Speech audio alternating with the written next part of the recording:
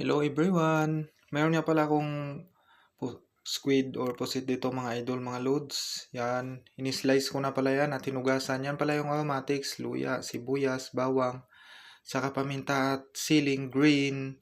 Tara samahan nyo ako mga idol. Nag-prepare lang ako dyan ng kawali. Bagong hugas lang pa yan. At saka sinilagay ko na sa gasol. Ginisa ko na pala yung mga aromatics. Yung lahat ng aromatics mga idol, mga loads, luya, bawang, sibuyas at luya po yan. Ito na pala yung ating recipe. Golden brown na pala yung lahat ng aromatics. Kaya nilagay ko na yung squid natin mga idol. 4 na peraso pala yan at binudbud ko na yung paminta.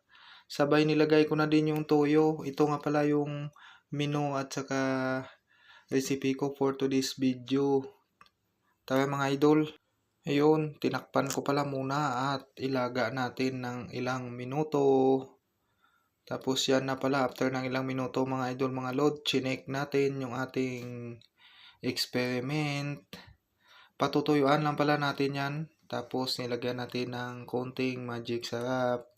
Pampalasa nilagyan ko na ngayon pala yan ng asukal mga idol. Yun, minikos-mikos ko na pala mga idol, mga loads, para yung nasa ibabaw maluluto din siya.